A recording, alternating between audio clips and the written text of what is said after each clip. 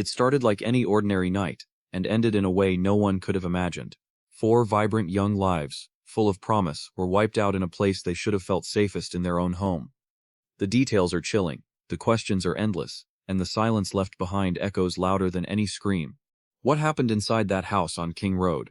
Who could commit such brutality and vanish without a trace? And why did no one hear a thing? This is not just a story about murder. It's a story about trust, about innocence lost, and about a killer who walked among them unnoticed. Moscow, Idaho, is the kind of town where people leave their doors unlocked. Tucked into the hills near the Washington border, it's home to wheat fields, coffee shops, and about 26,000 people, half of them students at the University of Idaho. On most days, the loudest sounds are the cheers from the Kibbe Dome or the clatter of skateboards on campus. It's the kind of place where strangers smile, where professors know students by name, and where tragedy always seems like something that happens somewhere else. At 1122 King Road, just off campus, a 3-story rental house sat at the end of a small cul-de-sac. It was a student house. White siding, big windows, a lived-in porch with leftover Halloween decorations still hanging. From the outside, it looked like any other off-campus home, with cars crammed into the driveway, twinkle lights in the windows, and a welcome mat that had seen better days. But it was home. It was a place of laughter, late-night study sessions, shared secrets, and morning-after coffee runs. Inside were 5 roommates, all women, all in their early 20s, and one guest who often stayed the night. The house wasn't fancy, but it had character. On weekends it buzzed with music, friends, and the kind of chaos that only college life brings. People knew it as a social house. Everyone knew the girls who lived there. Kaylee Goncalves and Madison Mogen, best friends since the 6th grade, shared the top floor.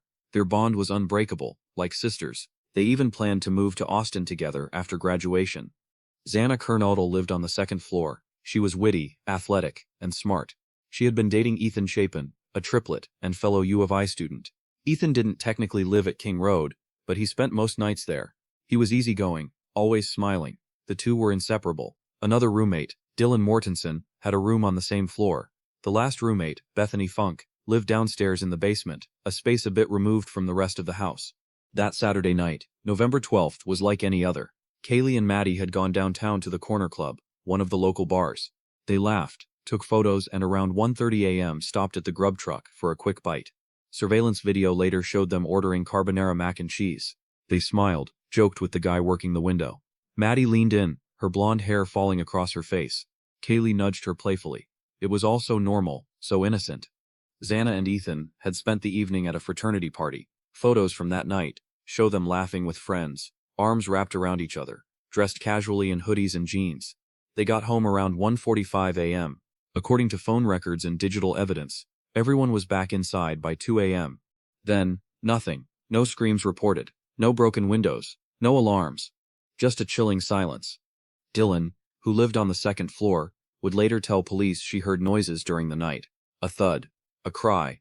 A voice that said, "It's okay, I'm going to help you." She peeked out of her room and saw a man dressed in black, wearing a mask, walking silently toward the sliding door. She froze. She locked herself in her room. It wasn't until nearly noon the next day that the first 911 call was made.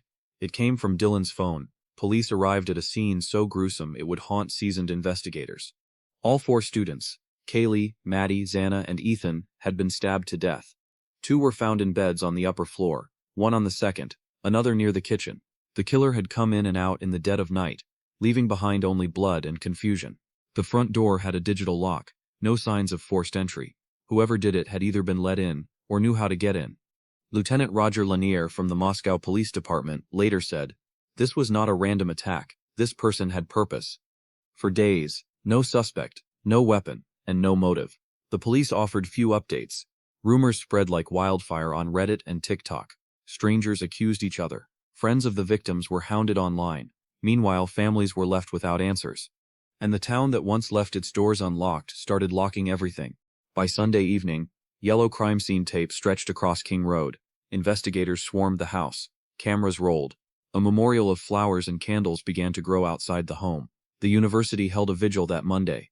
Thousands showed up. People wept. They held photos of the 4 students, now etched into the collective memory of a shaken town. One sign read, "You should have been safe here." And that's the part that won't let go. These students weren't doing anything reckless or dangerous. They were home, in their beds, in a house filled with people. But that night, safety was an illusion, and someone still unknown had taken it from them. They were known around campus as the Core Four. To some, they were roommates. To others, best friends. But to each other, they were chosen family. Their lives were tightly woven through years of friendship, shared experiences, laughter, and love. Kaylee Goncalves. Kaylee loved animals, so much so that she once said she'd rather spend time with dogs than most people. Her golden doodle Murphy wasn't just a pet, he was her shadow. Friends joked that Murphy was the sixth roommate. She posted countless photos of him, dressed him up for holidays, and included him in her plans for Austin.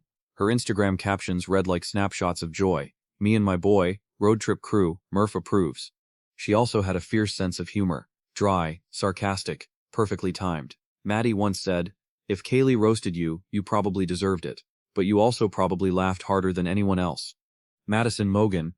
Maddie had dreams of working in marketing for a fashion or lifestyle brand. She was creative, always doodling, rearranging her room, making vision boards. Her Pinterest was a collage of quotes, travel inspiration, and apartment aesthetics. She had a way of making things feel beautiful, whether it was helping a friend pick an outfit or planning the perfect playlist for a night drive. She also had a deep love for her family. In a post from a previous summer, she wrote, "I hit the jackpot with my parents. I never take it for granted." That grounding helped her stay kind, even when life got busy. She and Kaylee weren't just close, they were synchronized. Their texts often mirrored each other. They finished each other's sentences. Friends said they were soul twins, and that wherever one went, the other followed. Xana Kernodle. Xana's energy was magnetic. She couldn't sit still for long. She'd randomly break into dance in the living room, blast music on cleaning days, and organize impromptu Taco Bell runs. She made the boring stuff fun, one friend recalled. Laundry day with Xana, you'd leave with sore abs from laughing. Her social media was filled with candid moments, selfies with messy hair, blurry party pics, and videos of her and Ethan lip-syncing in the car. She didn't curate a perfect life, she lived a loud and honest one. She was fiercely independent, but once you were in her circle, she was loyal to the end. She had talked about opening a boutique one day. Something stylish but laid back. Just like her. She loved fashion, especially vintage pieces, and could thrift like a pro. Ethan Chapin. Ethan loved being part of a big family. As a triplet, he was never really alone, and that sense of connection showed in everything he did. He'd make time for people, really make time, whether it was showing up to support a friend's intramural game or helping someone move apartments. Ethan was there, and he made it fun. He was also competitive, but in a way that made people want to play harder. He played volleyball and basketball for fun, and had a knack for strategy games. He was the guy who turned Monopoly into a party, one friend joked. He had started talking with Xana about summer plans. There was talk of a trip to the Oregon coast, maybe a road trip. Nothing was set, but the excitement was there. He'd even mentioned bringing his siblings along, blending the life he had with Xana into the life he came from. They were each their own person, their own dreams, their own future, but inside that house on King Road, they built something together, a chosen family that loved, supported, and protected one another. They shared groceries, they shared secrets, they shared life. The house had its own rhythm. Mornings were usually quiet. Maddie made coffee first, often leaving sticky notes on the fridge with reminders or little inside jokes. Xana would blast music while getting ready, turning the second floor into her personal concert. Ethan, when he stayed over, liked to cook breakfast. Nothing fancy, mostly scrambled eggs or frozen waffles, but he did it with a grin and a loud off-key playlist. Kaylee was the night owl. She liked to stay up late watching shows in bed with Murphy, curled at her feet.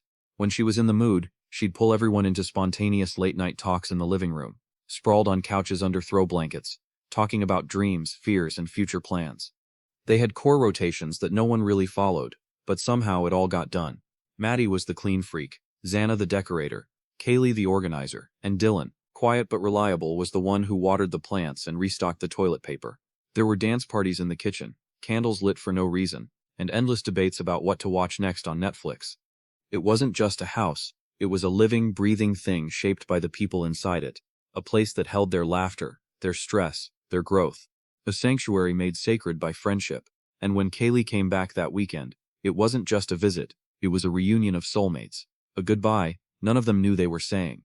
They planned Sunday brunches, movie nights, birthday surprises, little traditions that marked the passing of college life and solidified bonds deeper than blood.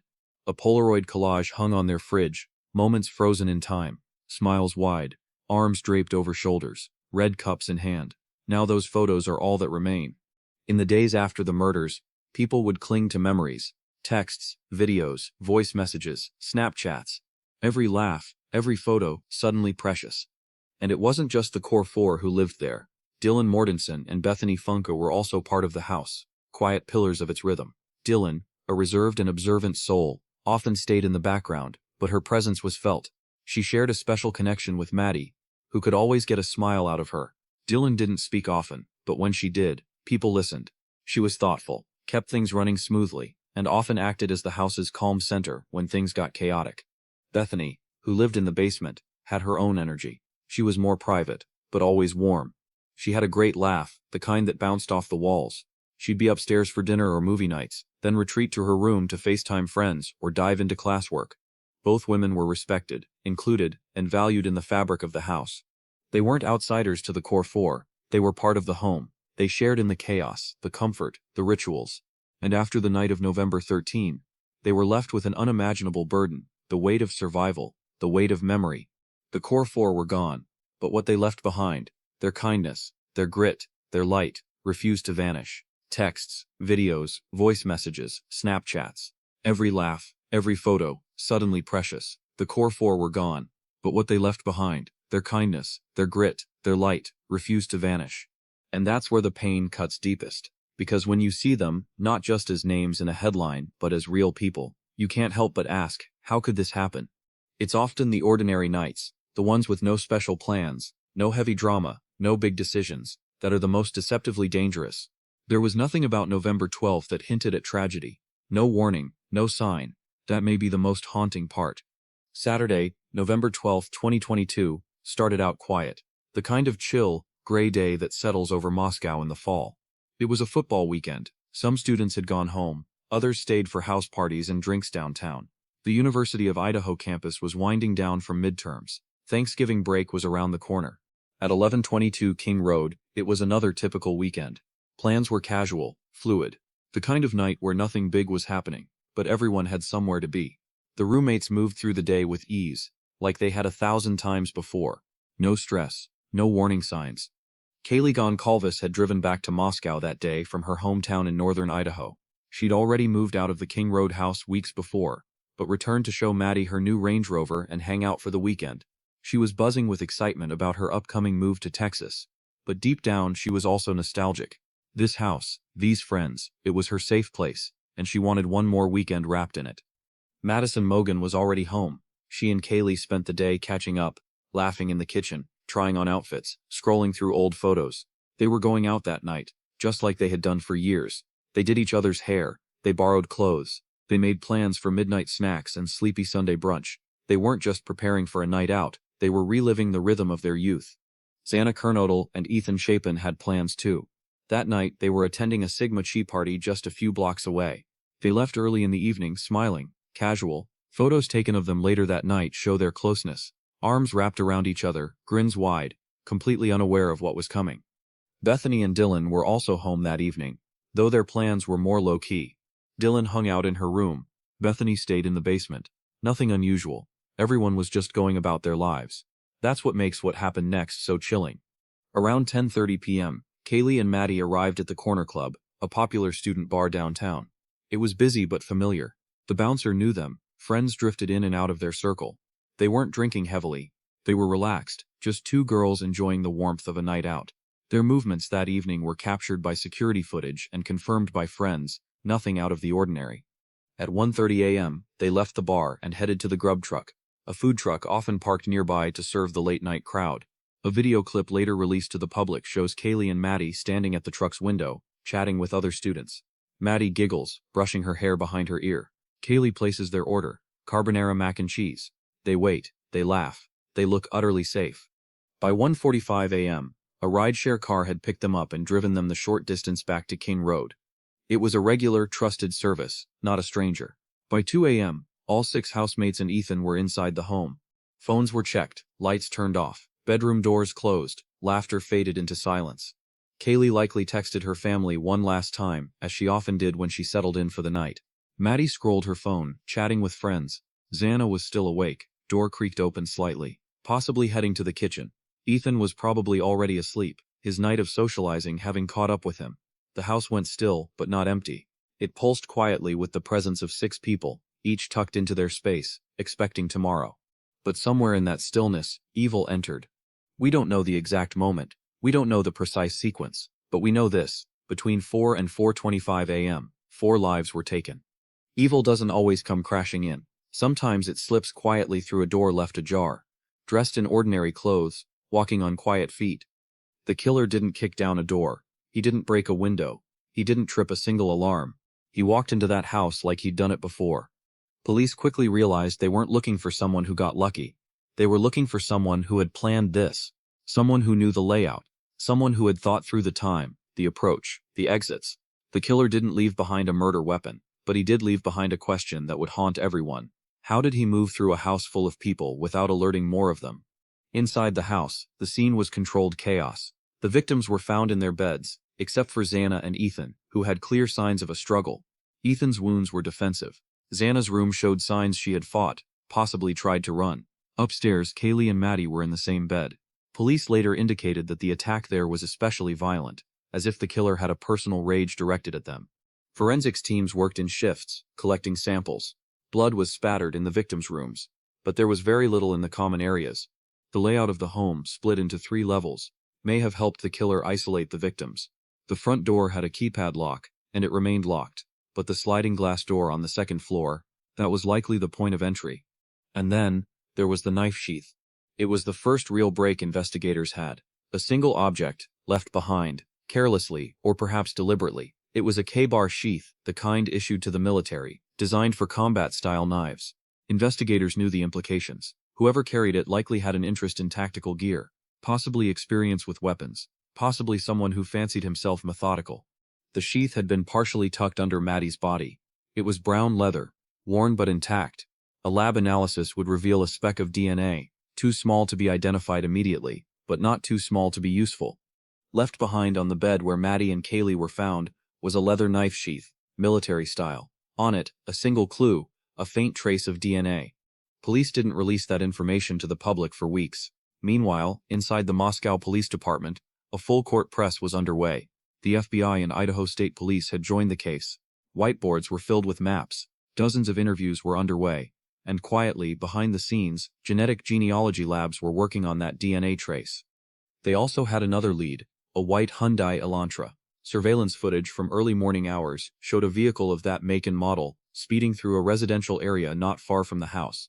No plate, just a blurry image, but it was something. Investigators canvassed dealerships, rental services, DMV records. They issued a bolo alert, quietly. The Elantra became the ghost car of the case, talked about in whispers across the internet and Reddit forums. It felt like a clue, but they needed more. So they turned to phone records, tower pings, digital forensics. They began to draw invisible lines. Who was near the house before the murders? Who wasn't supposed to be there? Who had no reason to drive by King Road at 4 a.m.? And he had, just not where they first expected. It wasn't a local who did this. It wasn't a random drifter. The person they were hunting didn't live far, but he wasn't part of their world. His name would come later. But for now, he was a shadow, calm, calculated, and gone. What no one knew yet was that the killer hadn't vanished. He'd gone back to class, back to grading papers, back to being a face in a lecture hall. He was watching the news. And waiting. Investigators began to build a digital profile. They traced Wi-Fi signals, Bluetooth devices, and anonymous cell phone pings bouncing off local towers. One pattern stood out. A specific device had been near the house not just on the night of the murders, but at least a dozen times before. Always late, always idle near the property, always leaving without a trace. This wasn't someone stumbling into the wrong house. It was someone watching. Every new clue added to the chilling picture. The knife sheath, the white Elantra, the repeated cell tower hits. It was all converging. They were getting closer. Xana's phone showed activity around 4:12 a.m. She had likely been awake, possibly scrolling or texting. Investigators believe she may have fought back.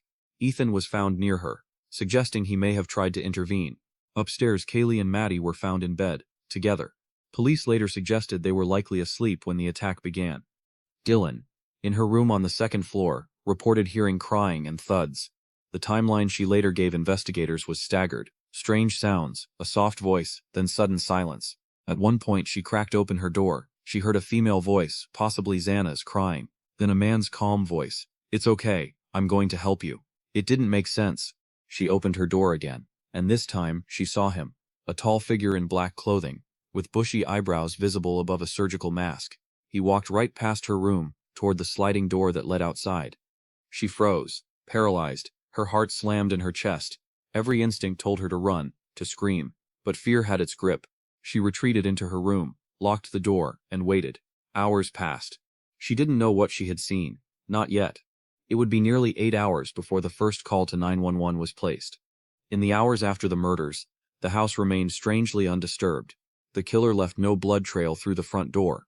The only open path appeared to be the sliding glass door on the second floor. There was no shattered glass, no forced entry. Murphy, Kaylee's dog, was unharmed, possibly shut in her room by the killer, or simply never noticed.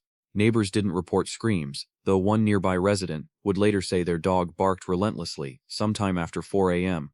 The murderer had left behind chaos without disruption, like a ghost passing through. The precision chilled everyone. This was no panicked stranger. This was a calculated, practiced act. Whoever had done this knew how to slip in quietly and slip out just as easily. Police arrived just before noon. What they found shocked even veteran officers. It was a scene of violence, unlike anything Moscow had seen. The media was notified that an incident had occurred. That word would soon be replaced by another: quadruple homicide. And just like that, a night like any other became a line in the sand. Before this night, Moscow was a college town that existed in peace. After, it would be defined by a question: how could this happen here? When the world first learned about the murders at 1122 King Road, the immediate question was, how could anyone survive that? How did two young women in the house remain untouched, alive, while their closest friends were killed just rooms away? Dylan Mortensen and Bethany Funk didn't ask for survival. They didn't ask to carry the weight of being left behind. But from the moment police arrived, their roles shifted from roommates to witnesses, from students to symbols, and almost overnight from friends to survivors. In the early days of the investigation, law enforcement was tight-lipped. The public didn't know Dylan had seen the killer. They didn't know she had heard crying, or that she'd frozen in fear. That detail wouldn't emerge until weeks later, when the probable cause affidavit was released. Until then, the world speculated wildly, and often cruelly. Why didn't they call 911 sooner? Why didn't they do more? Those questions were asked not with empathy, but with suspicion. As if trauma followed a schedule. As if survival was something that required justification. But trauma doesn't follow rules, and what Dylan experienced that night, the disorienting fear, the frozen moment of seeing a masked man in her home, is not something most people could process in real time. Bethany, who lived in the basement level, may not have heard anything at all. Her room was farthest from the main level, separated by floors and walls. She likely slept through the entire event, unaware that just above her, lives were being taken. When the call to 911 was finally made just before noon, it came from one of their phones. Reports suggest they had called friends to the house first, thinking perhaps someone had passed out or was unresponsive. Nothing in their experience could have prepared them for what they would find. When police arrived, they were met with horror, a scene too large for a town like Moscow to contain. In the weeks following, both Dylan and Bethany disappeared from public view. Understandably so. They were placed under intense scrutiny, even as their names were redacted from early police statements. But the internet filled in the blanks, and not kindly. Friends and family defended them. They are traumatized, one source close to the investigation said. They did what they could. They are not responsible. Eventually, they would both cooperate with investigators. Their timelines, accounts, and observations became crucial to piecing together the hours before and after the murders.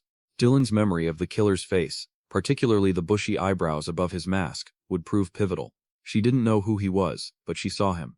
And that sighting, chilling and brief, helped narrow the focus of the investigation. Bethany and Dylan were part of the house, part of its life, its chaos, its warmth, and now, part of its legacy. They are the ones left to remember, to grieve, and to live with the unrelenting question, why not me? Both Dylan and Bethany have remained out of the spotlight, offering only limited public statements through legal representatives. Bethany, who has since moved out of Idaho, became briefly involved in legal proceedings after being subpoenaed to testify in the ongoing case.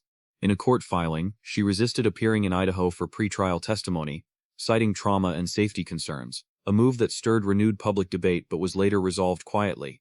Dylan has reportedly sought counseling and continued her education privately. Both women, by all accounts, have struggled to reclaim any sense of normalcy. The surviving roommates have not been charged or implicated in any wrongdoing, but that hasn't stopped speculation. In a world addicted to true crime, survivors are often treated with the same suspicion as suspects. Yet, from what investigators have confirmed, Dylan's visual identification of the suspect and her cooperation were instrumental, and Bethany's location in the house helped law enforcement confirm the killer's path through the building. Narrow, specific, and intentional. They survived, but survival is its own kind of sentence. Moscow, Idaho, was not built to absorb horror. The kind of violence that happened at 1122 King Road was something out of fiction, or at least something that belonged far from the wheat fields and dormitories of a quiet university town. But the shock didn't just ripple, it cracked. Word spread quickly. Within hours of the police confirming that 4 students had been murdered, parents flooded their children with texts. "Are you safe? Call me now. Do not go out tonight." Some students packed bags and left town. Others refused to sleep. Classes were canceled. Professors struggled to make sense of what they were supposed to teach when every face in the lecture hall looked shell-shocked. And then came the cameras. National media arrived in waves. News vans lined the street outside the house. Journalists posted up in cafes, asking questions no one wanted to answer. True crime YouTubers started live streaming from the neighborhood.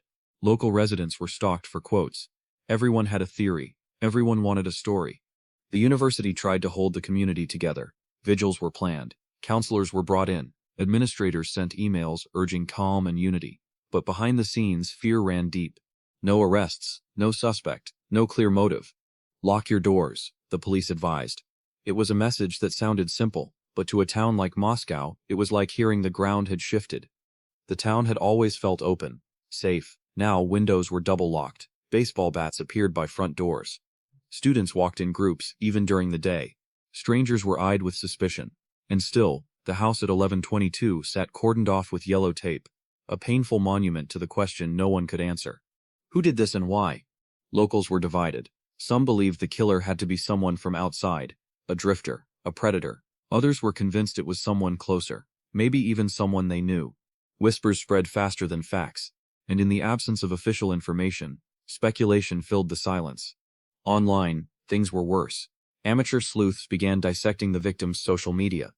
They scrutinized the food truck footage. They accused friends, roommates, ex-boyfriends. People were doxxed. Lies were spun into viral threads. It was cruelty disguised as curiosity. But in Moscow, the grief was real and raw. Candlelight vigils turned the campus into a field of flickering pain. Hundreds gathered in silence. The families of Kaylee, Maddie, Xana, and Ethan spoke publicly for the first time. They didn't speak in anger. They spoke in heartbreak. Steve Goncalves, Kaylee's father, stood before a crowd of students and faculty. "This person is still out there," he said, voice trembling, "and they are living free while our kids are gone." It wasn't just mourning, it was a call, a demand, a wound ripped wide open in public view. For the first time in its modern history, Moscow didn't feel like home. It felt like a town holding its breath, waiting for justice, and wondering if it would ever come. The pressure on the Moscow Police Department was unlike anything it had ever faced. The town had seen suicides, occasional assaults, even a rare homicide, but never something of this scale. Never 4 bright lives lost in a single night, with no suspect in sight, and a national audience watching every move. Chief James Fry stepped in front of cameras day after day. He repeated the same phrases. "We are committed to this investigation. We cannot share that information at this time. Please be patient." But patience was in short supply. Each news conference ended in more questions than answers. Each vague response sent the internet deeper into speculation. Moscow had become the center of a storm it couldn't control, and the residents who once left bikes on porches and keys in ignitions no longer recognized the world they were living in. In the background, tributes continued. Students painted murals. The university established memorial scholarships. Professors adjusted deadlines. Some students dropped out, unable to focus. Others leaned harder into community, finding strength in shared sorrow. At night, people still walked by the King Road house, some in silence, some in prayer. A few left candles. Others crossed the street, unwilling to look. The house had become something more than a crime scene. It was a symbol of what was lost, of what could no longer be ignored. In the end, it wasn't just DNA that gave him away. The man investigators would later identify as Bryan Kohberger didn't slip up in a single dramatic moment. His unraveling came slowly, from small decisions he thought were invisible, details he believed he'd accounted for. He drove a white Hyundai Elantra, a vehicle spotted multiple times on security footage in the early morning hours of November 13. It circled the King Road neighborhood at least 4 times before 4 a.m. and sped away shortly after 4:20 a.m., the precise window in which the murders occurred. Kohberger, a PhD criminology student at Washington State University, lived just 10 miles away in Pullman. His academic background gave him knowledge of criminal investigations, including forensic science and behavioral analysis. He studied serial killers. He participated in research studies about criminal thought patterns. He believed he was smarter than the system. But he made mistakes. His phone was off during the time of the killings, deliberately so. But earlier data showed that the same device had been near the victim's home on multiple nights before. He had stalked the area, and those digital breadcrumbs were retrievable. The recovered DNA from the knife sheath didn't immediately match anyone in criminal databases, but investigators used familial DNA techniques, uploading the trace to genealogy platforms, narrowing possibilities through family trees. Eventually, they honed in on a relative. That led them to Kohberger. Surveillance was quietly launched. In Pennsylvania, where he had returned for the holidays, agents collected trash from his family's home. The DNA from his father matched the sheath. Probable cause was established. On December 30, 2022, Bryan Kohberger was arrested in a pre-dawn raid. He was taken into custody without incident. When news broke, the collective breath Moscow had been holding was released, but not in relief, in shock. A name, a face, a man who looked ordinary, awkward, pale, unassuming. He had sat in classrooms, discussed criminal motives, debated theories, and all along, if the evidence holds, he was planning a crime of his own. The court documents painted a timeline filled with evidence: cell tower data, car movements, digital records, DNA.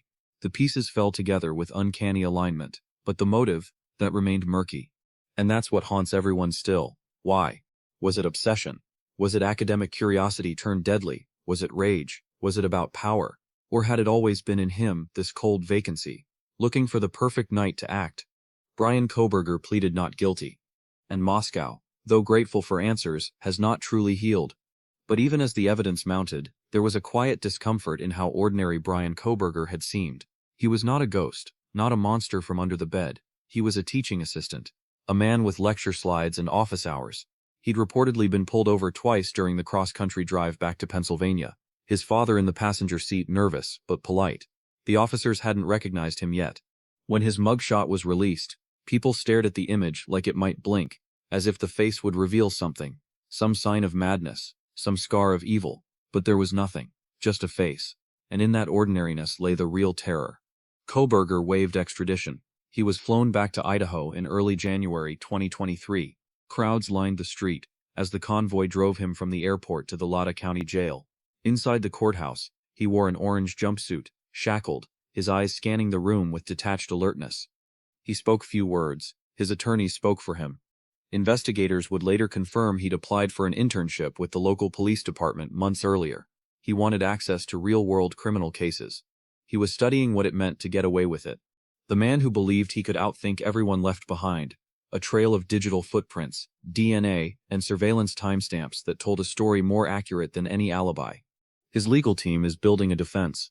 The court proceedings move slowly, methodically, and the families of the victims are forced to relive their loss through every hearing. Justice is not quick, but it is coming. Who was Bryan Christopher Kohberger before the world knew his name? On paper, he was a 28-year-old PhD student at Washington State University, studying criminology and criminal justice. He had earned a master's degree from DeSales University in Pennsylvania and seemed, to those who met him briefly, like a focused and academically driven man. But beneath the resume, there was something else, something hollow. Former classmates described him as socially awkward, intense, and often condescending.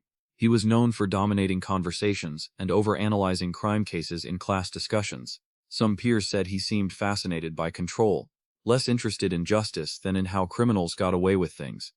Online, he had posted questions in forums about how emotions impact decision-making in criminals. In one survey, now infamous, he asked ex-cons about their thoughts and feelings during the commission of a crime. At the time, it was presented as research. Now it reads like preparation. He struggled with mental health, including substance abuse as a teen. A high school classmate later told reporters he had been overweight and bullied, then returned one summer dramatically thinner, but far colder.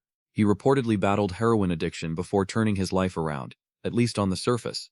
At WSU, he lived alone in a modest apartment across the state line. Professors said he was quiet but did good work. Some students said he graded harshly as a TA.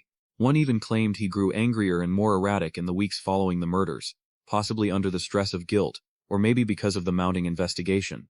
He had no known connection to the victims, no evidence of prior communication, but the repeated cell tower pings near King Road told another story. He had been watching them.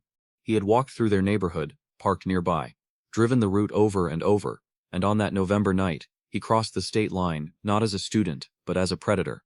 Kohberger's trial looms. His legal team has requested venue changes, challenged evidence collection, and questioned the grand jury process.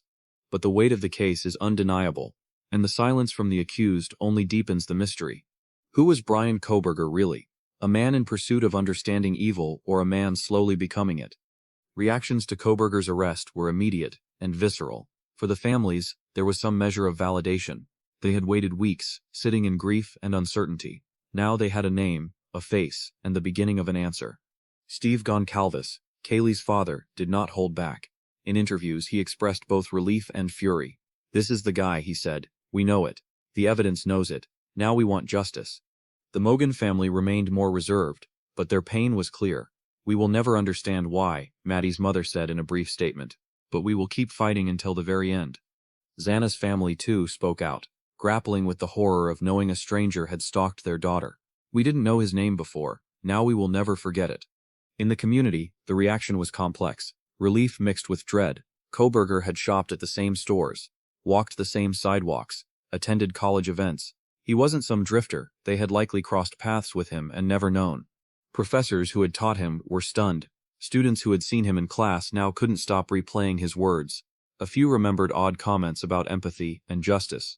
Some remembered silence. Others remembered stares. One classmate said, "He never really fit in." But no one thought he was dangerous, just off. And so, while the headlines focused on the arrest, the people closest to the victims had to face a far more terrifying reality. The killer had always been closer than they thought. By late December 2022, Bryan Kohberger was no longer a vague profile sketched on a whiteboard. He was the prime suspect. The man investigators had tracked across phone records, security footage, and a knife sheath DNA hit. But identifying him wasn't enough. They needed to make the case airtight, so they moved slowly, carefully, and they watched. Kohberger had returned to his family's home in Albrightsville, Pennsylvania for the holidays. There, under a blanket of winter, FBI agents and state police established quiet surveillance. They watched him come and go. They observed his movements, his routines, his behaviors. He cleaned his car obsessively. The same white Hyundai Elantra spotted circling the King Road home in the early hours of November 13. He wore gloves in public. He took out the trash at odd hours. According to one agent's notes, Kohberger seemed hyper-aware, like a man waiting for a knock that hadn't come yet. On December 27, that knock got closer. Investigators retrieved trash from the Kohberger household. Inside it, DNA matching Bryan's father. The partial DNA found on the cable knife sheath at the crime scene had not matched anyone in criminal databases, but with familial matching, the walls were closing in. 2 days later, prosecutors finalized the arrest affidavit. It tied together the white Elantra, Kohberger's cell tower pings, the late-night stalking patterns, his academic background in criminology, and Dylan Mortenson's account of seeing a masked man with bushy eyebrows exiting through the sliding door. In the early hours of December 30, 2022, officers swarmed the family home. Kohberger was arrested without incident. In his possession were a black face mask, a knife, and latex gloves. His phone and laptop were seized. Nearby sat the Elantra. News broke like a thunderclap. The man at the center of the storm wasn't a nameless drifter. He was a PhD student, a teaching assistant, a man who had sat quietly in classrooms, just 10 miles from the crime scene. He had studied the criminal mind, and if the evidence holds, he had crossed a line from observer to predator. Neighbors were stunned. Former classmates described him as awkward, cold, sometimes arrogant. Some remembered dark conversations. Others remembered nothing at all. He had moved among them like a ghost in plain sight. Kohberger waived extradition and was flown back to Idaho in early January 2023. Crowds gathered to watch the convoy roll into Lata County. Inside the courthouse, he sat expressionless in an orange jumpsuit, his eyes scanning the room. As more evidence surfaced, Amazon purchase history, location data, digital search histories, prosecutors built their case layer by layer. The knife sheath DNA, the repeated drives past the victim's house, the attempts to clean and conceal. It was a digital footprint written in quiet decisions that, when combined, screamed guilt. Still, Kohberger pleaded not guilty. In 2024, his legal team sought to challenge the DNA evidence, calling into question the methods of investigative genetic genealogy. They asked for a change of venue, arguing pretrial publicity had tainted the jury pool. They pushed back on nearly every motion. In early 2025, Kohberger's legal team filed a motion asking the court to consider his autism spectrum disorder diagnosis as a mitigating factor. They argued that Kohberger's condition, while not an intellectual disability, contributed to his obsessive behavior and inability to empathize in traditional ways. Prosecutors pushed back, stating that autism was not an excuse for calculated, premeditated murder. The judge ruled that the condition could be presented during sentencing, but would not exclude the death penalty as an option. But in June 2025, everything shifted. Facing the possibility of a death sentence and a mountain of evidence, Kohberger changed his plea. He admitted to all 4 murders and to felony burglary. In exchange, he avoided the death penalty. He now faces life in prison without parole. The plea deal sparked mixed reactions. Kaylee's father, Steve Goncalves, said the family was blindsided. They had hoped for a public trial, a full accounting. "We were promised transparency," he told reporters. "This wasn't justice, this was efficiency." Others, like the Mogen and Kernodle families, expressed a different view. They were exhausted. They wanted finality. "We'll never get closure," Maddie's aunt said, "but we're done giving him our time." Kohberger's sentencing is scheduled for July 23, 2025. Victim impact statements will be read aloud. Families will face the man who altered their lives forever. The legal system moves on its own schedule, slow, deliberate, procedural. But for the families of the victims, time stopped on November 13, 2022. Every day since has been marked by absence. Every hearing, every headline, every development brings a fresh wave of pain. And now, with Bryan Kohberger's guilty plea, the families face something even more complicated than anger: the empty space where justice was supposed to go. Steve Goncalves has never been quiet. From the beginning, he pushed for answers, challenged investigators, and made media rounds when others stayed silent. He wanted a trial. He wanted to look the man accused of killing his daughter in the eye. And when the plea deal came down, life without parole, no death penalty, he was devastated. "This is not justice," he told reporters. "We were promised a public trial. We were promised truth. Now we get neither." His voice cracked at the courthouse steps. "She was my best friend, and I will never get to walk her down the aisle. I will never hear her laugh again. And this man gets to breathe for the rest of his life." The Mogen family took a quieter path. Maddie's mother issued a statement after the plea deal was announced. "We support this resolution. We know it spares us years of hearings, appeals, delays. It does not bring Maddie back, but it gives us peace. Peace, if such a thing is even possible." The Chapins chose grace. Ethan's parents, Stacy and Jim, released a letter thanking law enforcement, the community, and the university. "We grieve, we always will, but we also celebrate Ethan every day. His kindness, his laughter, his goofy dance moves. We choose to live for him." Xana Kernodle's family spoke through her sister Jasmine, who addressed the media in a short, powerful statement. Xana fought back. "She didn't go quietly, and we won't either." Victim impact statements are scheduled for July 23, 2025, during Kohberger's sentencing. The families will stand in court and speak directly to the man who shattered their lives. Some are writing their statements months in advance. Others say they'll speak from the heart. What unites them all is the weight they carry. They are not just grieving children. They are carrying entire futures that never got to happen. In interviews, friends of the victims have shared memories: Kaylee's infectious laugh, Maddie's quiet strength, Xana's fiery spirit, Ethan's loyalty, stories of road trips, inside jokes, last-minute study sessions, lazy Sundays at the house. They were real, they were vivid, and now, they are gone. In the courtroom, the silence after each statement will be the loudest thing heard. Outside, the community prepares. Vigils are planned. Ribbons have returned to lampposts. The University of Idaho is holding a remembrance ceremony the same week. Faculty have volunteered to cancel classes for the day of sentencing, because this isn't just a legal event, it's a reckoning. 4 families will finally speak their truth, and the man who haunted their lives will be forced to listen. In the days leading up to sentencing, new filings from both the prosecution and defense emerged. The prosecution submitted a detailed summary of evidence that would have been used in a trial, including expert testimony, digital forensics, and Kohberger's own internet search history, which reportedly included terms related to how to commit the perfect crime and how long DNA lasts. The defense filed a motion to seal several pre-sentencing evaluations, citing privacy and mental health protections. Rumors circulated that Kohberger's psychological profile included signs of obsessive-compulsive disorder in addition to autism, though this remains unconfirmed by the court. The Goncalves family filed a victim statement preview with the court, asking for extended time to speak during sentencing. "We've waited 3 years," the statement read. "We will not be silenced for the sake of expedience." At the University of Idaho, students have organized a candlelight walk from campus to Friendship Square, where the city plans to unveil a permanent memorial sculpture honoring the victims. Each family has been invited to inscribe a message beneath the plaque. The mood in Moscow is conflicted, part closure, part unfinished grief, because even with a guilty plea and life sentence, there is no real justice for what was lost. The home at 1122 King Road no longer stands. In December 2023, it was torn down quietly in the early morning hours, surrounded by temporary fencing, and watched by a small silent crowd of students, residents, and reporters. The demolition was not televised, there was no ceremony, but flowers appeared along the sidewalk within hours. Some students left notes, others simply stood and watched. The lot will eventually be transformed into a green space, part of a broader memorial initiative by the university. It's an effort to shift focus from the horror of what happened there to the lives that were lived there. Yet for some, its destruction won't erase what happened inside. It won't undo the echo of footsteps in the night, or silence the memory of laughter turned to horror. The families remain bonded by loss. Some have started foundations, scholarships in the victims' names, donations to youth programs, initiatives supporting students in crisis.